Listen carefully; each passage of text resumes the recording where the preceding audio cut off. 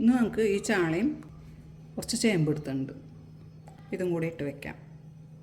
ചേമ്പ് ചെറിയ കഷ്ണങ്ങളായിട്ട് മുറിച്ചെടുത്തിട്ടുണ്ട്. ഇത് ഇതിലിടാം. ഇനി ഇതിലേക്ക് ചെറിയ ഉള്ളി ചതച്ചതിടാം. അത് കുറച്ച് അധികം ഇടാം. ഒരു വളം ചെറിയ ഉള്ളി ചതച്ചിടാം. 3 പച്ചമുളക് ചതച്ചത്, ഒരു കഷ്ണം ഇഞ്ചി ചതച്ചത് ഇടാം.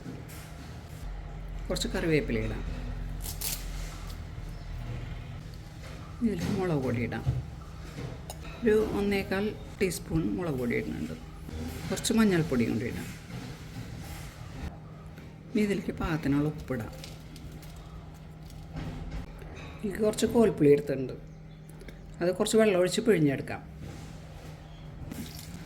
പുളി പിഴിഞ്ഞത് ഒഴിക്കാം. ഇതൊന്ന് മിക്സ് ചെയ്തെടുക്കാം കേട്ടോ.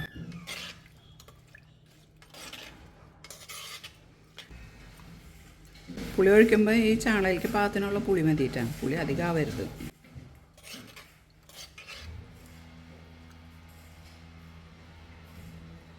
ഒരു സ്വല്പം കൂടി വെള്ളം ഒഴിക്കാം. വേവാനുള്ള വെള്ളം അതിലേക്ക് ഒഴിക്കാം. ഇത് വേവിക്കാൻ വേണ്ടി അടുപ്പത്തേക്ക് വയ്ക്കാം. അടുപ്പ് കത്തിക്കാം. മീൻ തിളച്ചിട്ടുണ്ട്.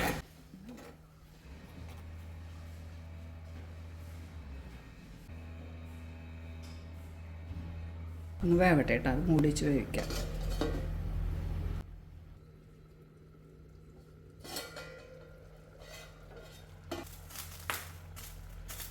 നല്ലപോലെ വറ്റിയിട്ടുണ്ട്, വെന്തിട്ടുണ്ട്. ഇതിങ്ങനെ വറ്റിച്ചെടുക്കാനും നല്ല രുചിയാണ് കേട്ടോ. ഇനി ഇത് ഇങ്ങനെ എടുക്കേണ്ടവർക്ക് ഇങ്ങനെ എടുക്കാം, ഇങ്ങനെ വറ്റിച്ചെടുക്കാം. അപ്പോൾ ഇതിലേക്ക് കുറച്ച് പച്ച വെളിച്ചെണ്ണ ഒഴിക്കാം. കുറച്ച് കറിവേപ്പിലയും കൂടി ഇട്ട് ഇറക്കി വയ്ക്കാം.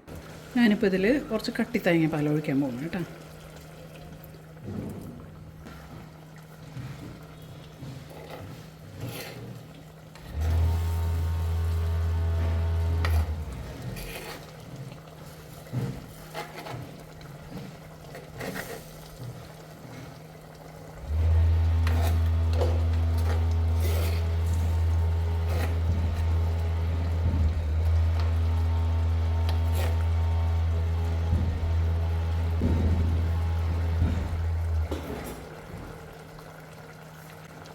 ഇനി ഇതിലേക്ക് കുറച്ച് പച്ച വെളിച്ചെണ്ണ ഒഴിക്കാം.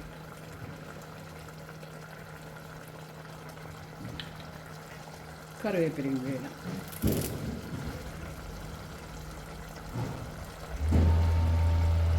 ഇനി ഇത് ഓഫ് ചെയ്യാം.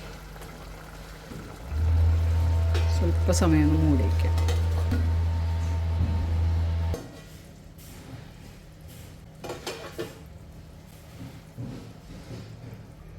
ഇപ്പോൾ കറി നല്ല പാകമായിട്ടുണ്ട്.